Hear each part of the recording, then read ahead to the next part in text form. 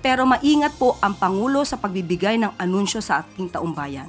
Kaya huwag ipahid sa Pangulo ang salitang aresto dahil hindi po niya yan ginamit.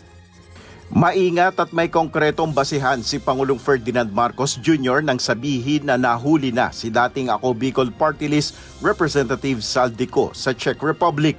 Ito ang iginiit ng palasyo sa gitna ng pambabatikos pa rin ng ilang kritiko sa inanunsyo na ito ng Pangulo na hindi umano beripikado. Ayon kay Palace Press Officer Undersecretary Claire Castro, walang ginamit na termino ang Pangulo na aresto sa kanyang pahayag noong April 16 ukol kay Saldico. Ang nahuli na salita ay very general. So kapag nahuli, pwede nating sabihin na napahinto, na na-stop, na-prevent sa pagkilos, at hindi mali ang Pangulo sa kanyang inulat noong April 16.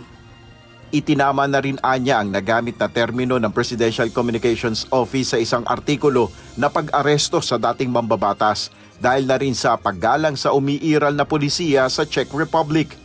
Kung ginamit man ito ng PCO, dahil yon ang kanilang pag-translate, most probably salitang nahuli.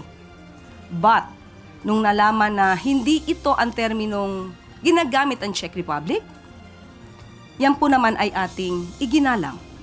At pina-correct na lang po natin nang naaayon din po sa nais na salita na o termino ng Czech Republic.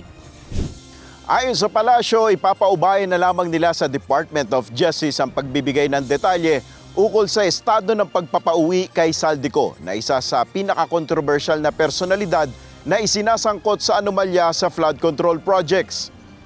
Hindi po natin sa ngayon masasagot ito dahil kinokolekta pa po ni Secretary Vida ang mga impormasyon patungkol po dito. At sa ngayon po, muli, si Secretary Vida lamang po ang maaari magbigay sa inyo ng anumang detalye. Sa kabila nito, hindi pa rin nawawala ng pag-asa ang Malacanang na maiuuwi agad sa Pilipinas ang dating mambabatas. Sino ba naman ang hindi dapat maging hopeful? Lahat tayo dapat hopeful. So yun na lang natin. Ang gusto natin, maiuwi dito si Saldico at yun ang nais ng Pangulo. Nel Maribuhok, UNTV News and Rescue. Diyos ang aming sandigan, serbisyo publiko ang aming pinahalagahan.